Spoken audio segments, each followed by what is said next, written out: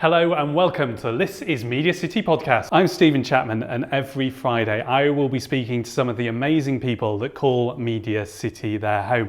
And this week's show, we'll be speaking to Kai Ojo, who's the UK&I CEO of Planisware, which is a massive software company which is based just upstairs. So please like, subscribe, comment, rate, share. This is MediaCity podcast.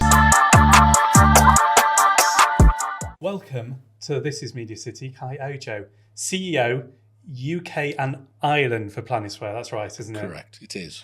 Now, before we get into a bit about what Planisware is and a bit about you, we've got some icebreakers that we start every podcast with because we want to find a little bit about you. They could be any questions at all. I was not told about this. Well, I'm sorry. I know your team had done homework, but they clearly haven't done enough. Or they wanted to put you on the spot. Probably the latter. Pick a card, any card. Any card. Let me look at it. Go on. Spotify or Apple. Spotify or Apple Music. This is harsh. Yeah? Spotify. Yeah? Yeah, everything's on Spotify. I love Apple Music because it's integrated. I'm all Apple products. But Apple Music I just struggled with. I don't know why. But Spotify I just find so much easier to use. So Spotify it is. I have to say I've gone the other way because I think it's from the iTunes days and it just felt so. Yeah. But then I found my music kept changing. Apple, sort it out. One more. Favorite film? Oh, you see, I always struggle with this because I don't think I ever have one favorite film. I always have a rolling list of them. Right now, it's got to be the actor from Peter Dinklage. Oh, yeah. Cyrano. Yeah. Really good. It's a bit of a musical type thing, but he's an amazing actor. So I love watching him, whatever he's doing. So at the moment, I've watched that 3 times in the last 4 months. I think. Oh, well, I think that counts as favourite film at the moment. Yeah, that's good. I think favourite film does change. It's also in the mood as well, doesn't it? That's right, yeah. Because sometimes I'll watch Mad Max over Christmas like 3 or 4 times. Yeah. But then that's different to Cyrano. It could be said, yeah, a little bit different. Yeah. Right, you can chill out now. Those are done. Don't worry, we're moving on. Give me the elevator pitch, I suppose, for Planisware, because it's a big old beast, is Planisware, and people might not realise that they're based at the UK office is based at MediaCity. It is a massive organisation. We're now just creeping under 800 people globally, about 13 offices globally. And we're trading on the European Stock Exchange as well. And market capitalization is pretty impressive. So we are massive. Elevator pitch. So we help our customers bring their innovations to market. Now, what that means is basically any organization that's trying to develop new ideas, new products, new services from an R&D and innovation point of view, we help them, first of all, strategize what that looks like across their business, and then define how to create projects and portfolios of projects to bring those ideas to into reality, and then to support them in the field. So, for example, my favorite example is the James Webb Space Telescope that was launched back during COVID. Our customer, Arianespace, they were the ones responsible for building the satellite, or the rocket ship actually, that launched that into space. So we basically helped them design that whole project and then plan it out on Planisware. And so on Christmas Day, the team in Paris who ran the project, they knew I was into all things astrophotography, as you know yourself. So they sent me the project plan and I printed it out on Christmas Day, ticking off as I was watching the actual launch, right up to the point where it actually launched into space. So that's one of the epitomes of innovation management that we do with our customers, and it goes across all industries, whether it's automotive, engineering, pharmaceuticals. So AstraZeneca, GSK, those are some of our customers. So it's very large scale, very enterprise, and very much cutting edge in terms of innovation management. And is it software then? Yeah. And you are a global company, but I think you're French HQ'd, is that right? Yes, that's correct. So how did you get involved? Because you started Planisware UK, let's say small, shall we? One person. Yeah. So how did that happen? It's quite an interesting story, really, because I think I got to a point in my career where I was like, I wanted to work for a company that our values aligned, the way of running the business aligned. We're in tech industry and we're global. And so I decided to find, I think I had 4 or 5 companies that I identified I wanted to write to, even though they had no jobs available. And I kind of just emailed them and said, this is what you do, this is what I do, let's talk, kind of thing. That's high level, what actually happened. But it wasn't far off what I did in that respect, because they didn't have an office in the UK. They had a salesperson who was kind of managing the UK from Paris. So I said to them, I said, look, I'm in the same industry as you're at. I'm here in the UK. I've got a background in operations. I can help you set up and run the UK office. And I kind of speak French as well, don't you? And I spoke French. That was kind of like my biggest in, if you like. And I just said, let's have a conversation around what that looks like. And true to form as a global and kind of very forward-thinking company, they kind of just said, yeah, come over to Paris. Let's have a chat. Let's talk about it and then see what it looks like. So that was the start of the journey that was 2015 when I first contacted them. And that led you to Blue Tower? Yes, so we started off in Blue Tower back in 2016. It was just myself in a shared office space with just one desk. And then I remember when my marketing manager first joined then, Sam, you remember, when she joined, her and I shared the shared desk, which was just, when we talk about it a few years after, it was just surreal that that's where we started. And now we're in the White Tower and we're creeping up to 20 people now.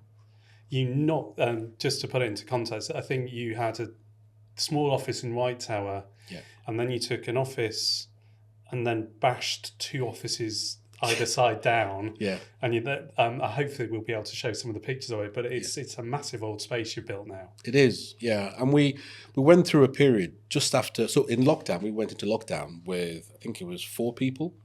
And then during lockdown, we actually doubled in size. But because of the space that we had, and because of the 2-meter rule, we couldn't bring everyone into the office. Even though we had the desk space, we were too close together. So we started kind of replanning and thinking about the next 2-3 years. And we thought, well, we're going to grow. Why don't we just plan ahead? And so we took 3 offices, knocked them through, and created a more open plan space, and also the sort of the relaxed area that you see at the end of the office. So very quickly, people wanted to come into the office. And when lockdown closed, in we all came, or most of us anyway. Was there lots of pressure from Paris, or is it because you're someone who's particularly driven that takes you from a shared office space to this massive office you've currently got now? Probably a bit of both. So one of the best things about Planisware is that they provide each of the subsidiaries, so we're a subsidiary of the global office, with a huge amount of autonomy, because their argument is, your market, your industry, what works and what doesn't work. Go and figure it out and come and tell us what you need and how we can enable you to do what you need to do. So they don't micromanage you. And so in terms of growth and the strategy that we had, that was all me coming up with where we're going over the next 5 years and what does that look like and what we need to do it. Hence the bigger space. And does that put a lot of competition between the offices then, if you've all got autonomy? Are you driving each other forward? No comment.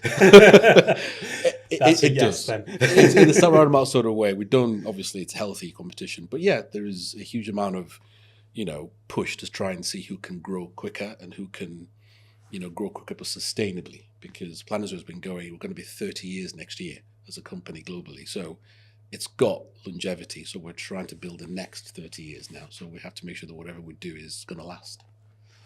Global company, software.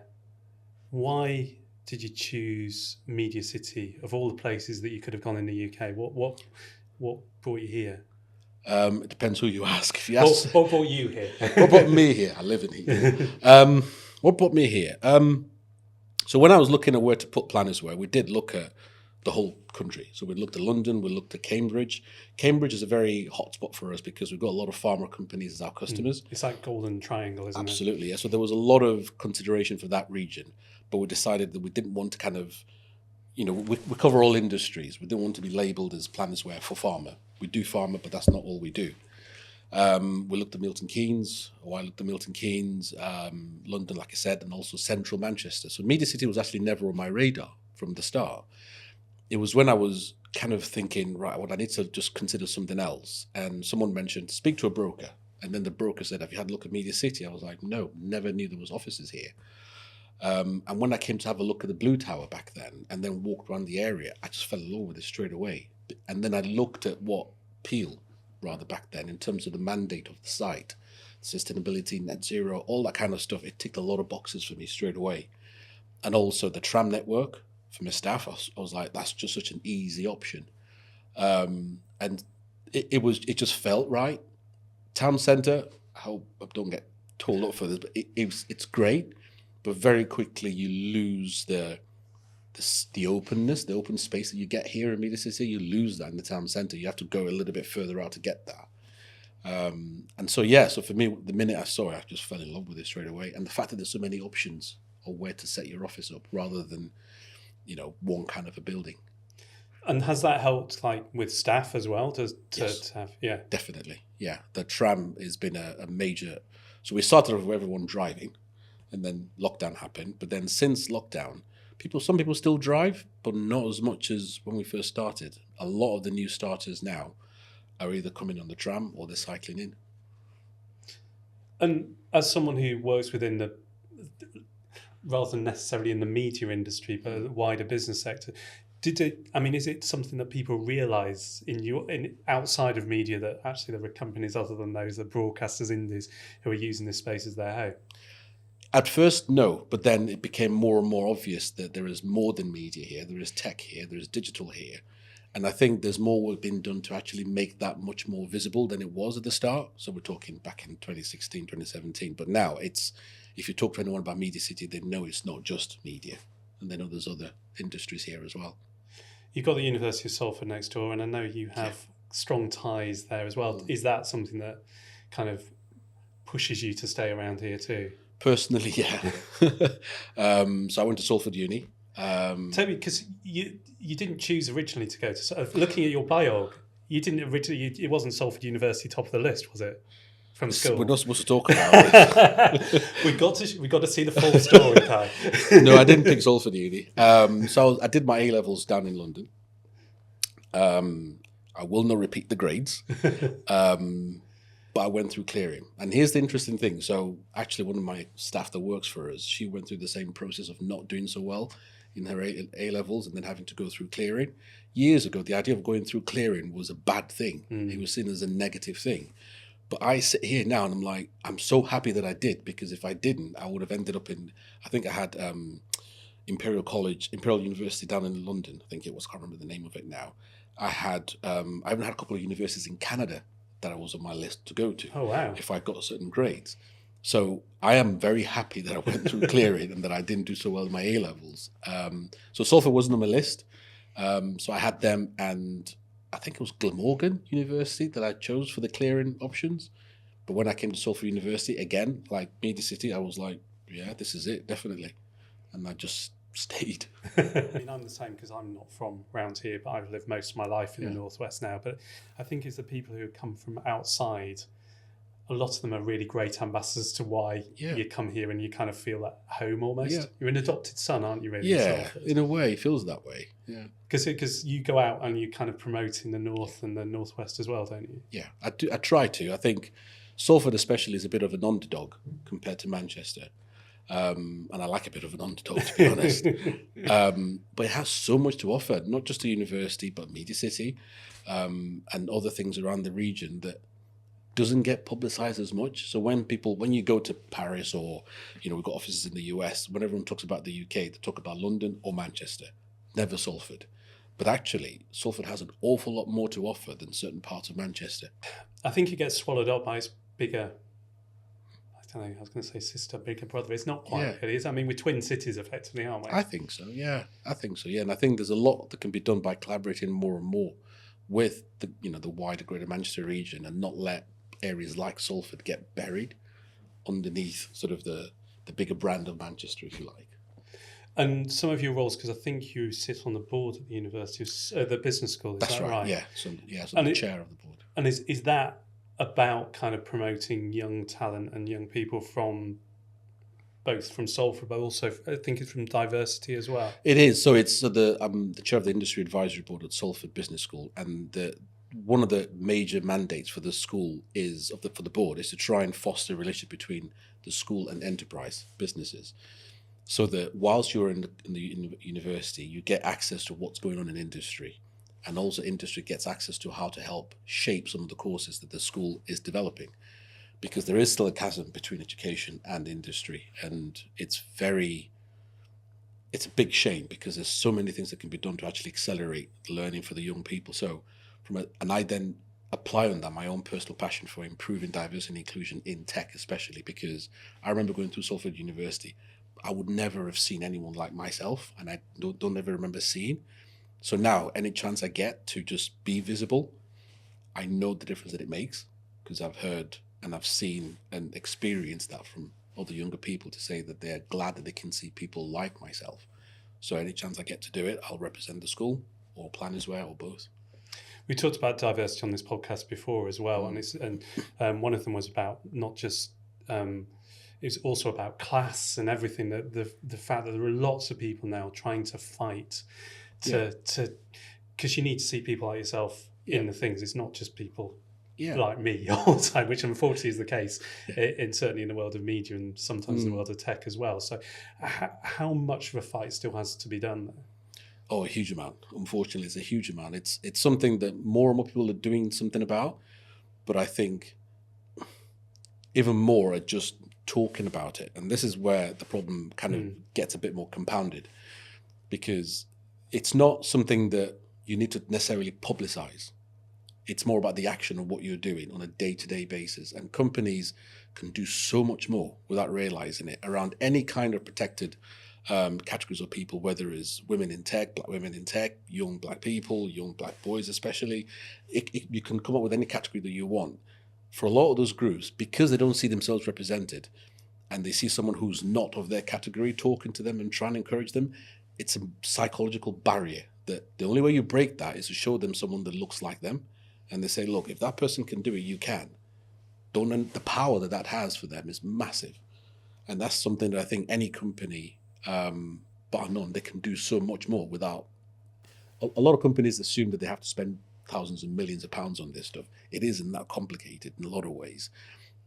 You have to first of all start by meaning what you say. If you're going to do something around diversity and inclusion, you have to mean it. If you don't mean it, don't even start.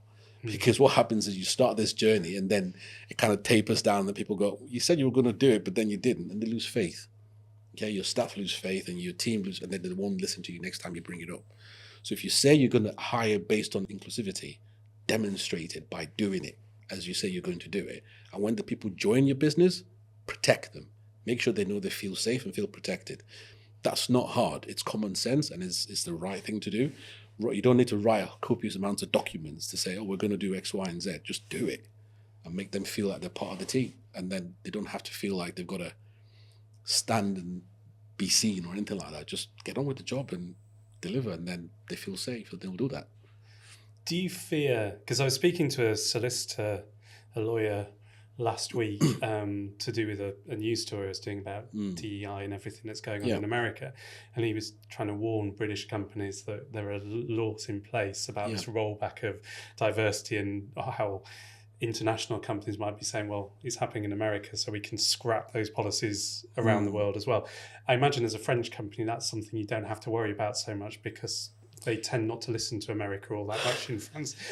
But do you fear that might be something that kind of fights all of this work that everybody's been doing over the last few years? Inevitably, and we've already seen that happening now. So the number of companies that have already pulled their D&I strategy documents or policies purely because they're part of an American company or because they're worried about the backlash, the number's going up and up and up.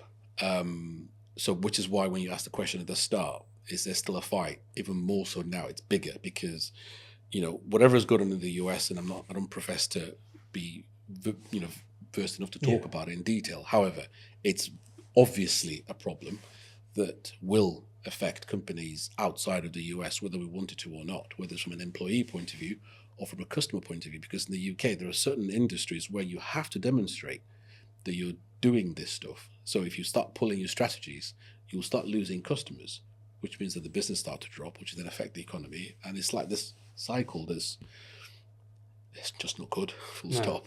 There's the people that argue, you should just be hiring the best candidates. Well, you don't know if they're the best candidate until they're there sometimes, do you? And that's one of the frustrating things I think about that argument. Yeah, and people, when I hear that, I always say to myself, Well, you're missing the argument Yeah. completely, because it's not about whether you hire the right talent or not. It's about the fact that if you have a diverse talent, you're going to be better. Yeah. Simple stats show that whichever industry that you're in. Remember that your customer base is diverse because the world's diverse. So if you're not building your product services for a diverse world, you're not capitalizing on that. But to do that, you need a diverse workforce. It's kind of obvious. Yeah. But people say, oh, I need to hire just the right person. Okay, but that's not the way to tackle it. Slightly moving on, but one of the exciting things that I was 39 Pictures is basically across the corridor from Planisware. So we watch them come in, usually after amazing away days and things like this, and they're going abroad or they've got a conference somewhere saying, oh yeah, we've got a global company. But bringing that, the way you seem to work and the way you bring your young people into work, you're not, I would say you're not what I would call a traditional software company that I would look at. Is that deliberate? Yes, it is. One of the reasons why I was brought into the Planisware way of working is that as a business, so we've got 3 founders. They used to have 4. They've got 3 founders now who are still active shareholders in the business. And their ethos is very, very clear.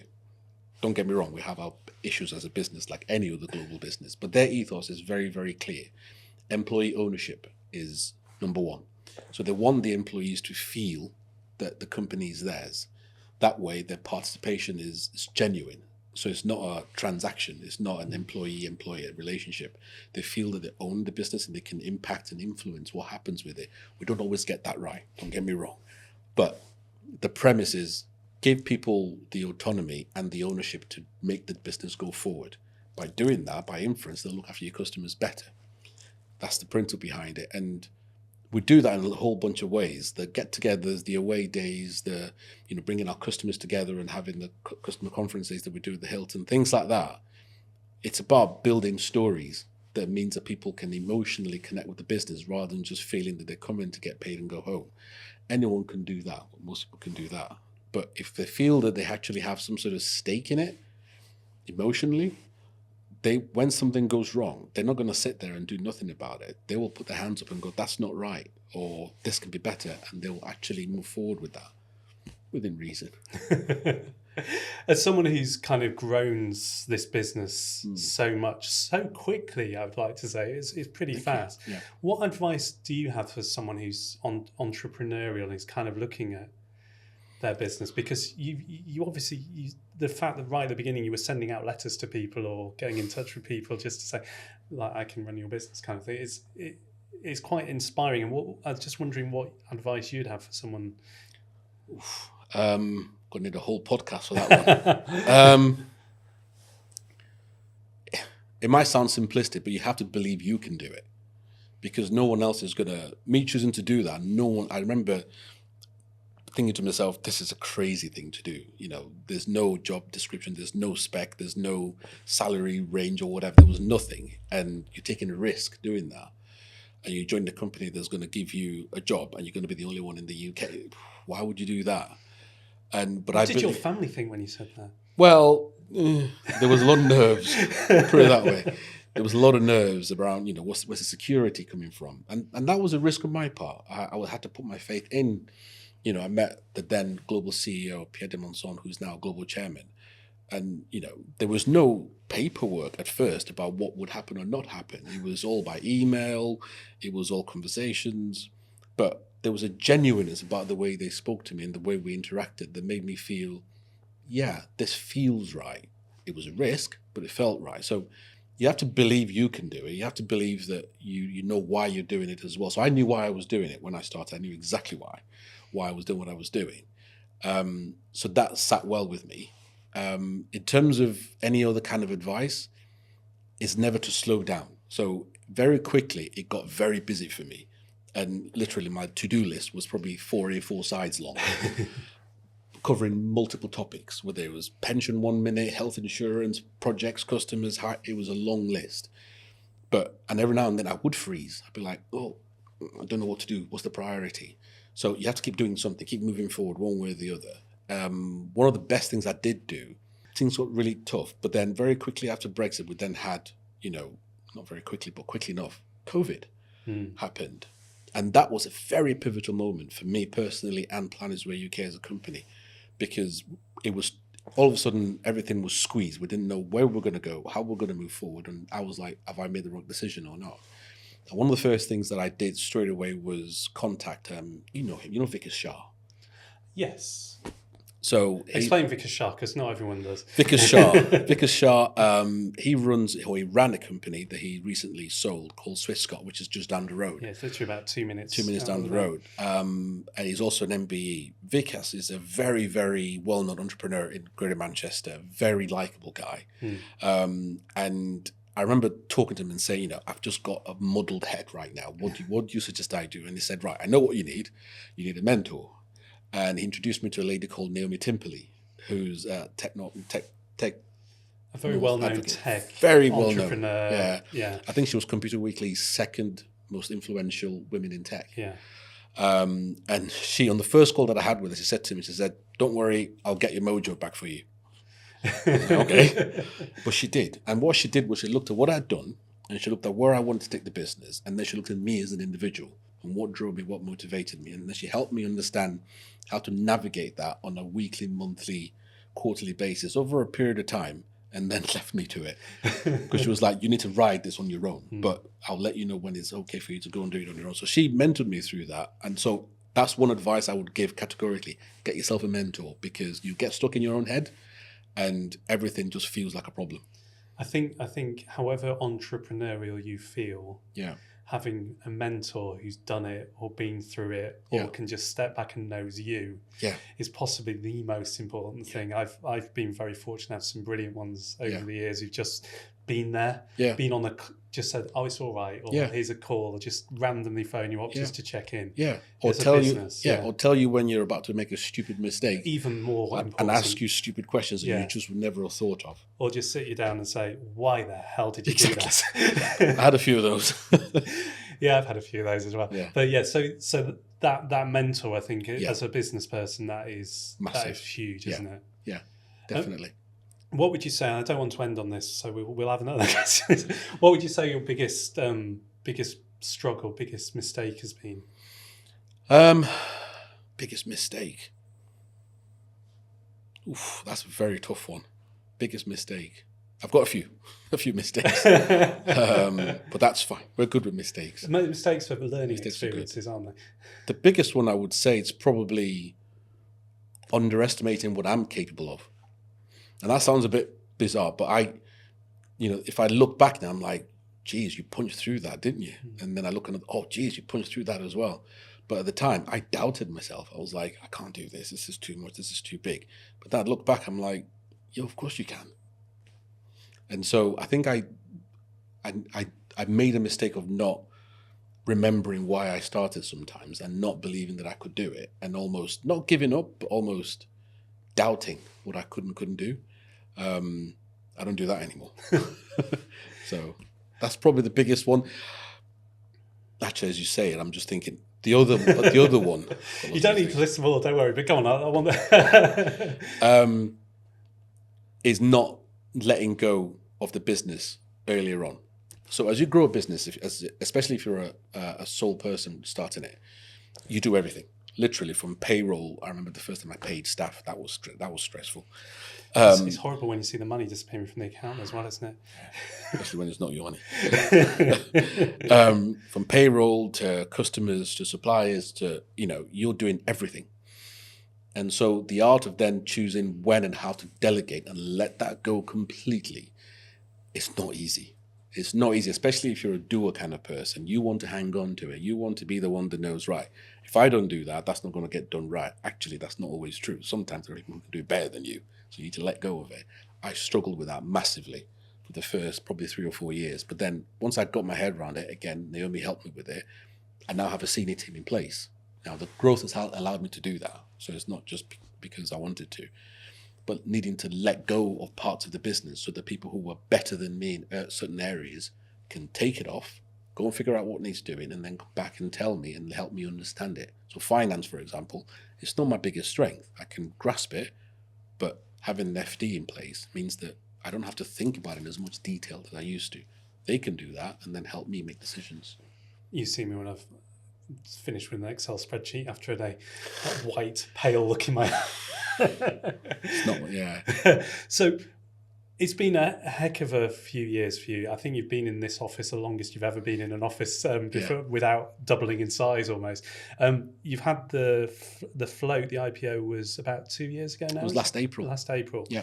What is next for Planisware after this massive period of growth you had? Well, for the global team, it's growth, but it's also footprint. So we're trying to increase our footprint on the global scale so that we're present where our customers are present as much as possible. With 13 offices, that's quite a big step, but we're increasing that as well. We also have our own data centers, so we're trying to increase where we put those so that our customers have more and more data centers on their doorstep. For us in the UK, it's growth, but sustainable growth. Because we're such a young part of the business, our growth trajectory is a lot steeper than everyone else, so we're expected to grow quicker. Pressure's on. Pressure's on.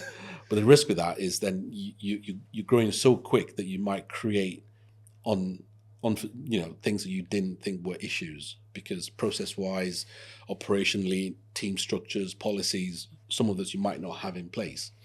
So then you have to double back and put them in place. So we have to slow down and grow sustainably in a way that growth is going to last, rather than end up having to scale back and keep doing that. So we have to make sure that it's a growth that's going to last as much as possible, and invest in the team for that to happen. What's next for you? For me, more of the same, really. I'm enjoying what I'm doing at Planisware. I think we as a business, because I also, obviously help with the team running the business globally, I sit on the board for that. It's exciting times for us because, like I said, we're going to be 30 years next year, and we're trying to build what the next 30 looks like now, which when you look at what's going on globally, tech-wise, it's, on the one hand, it's scary, but massively exciting. I can't imagine you can see what's happening in the next 30 days, let alone 30 And this is the thing. So I say 30 years, I'm like, how are you going to do that?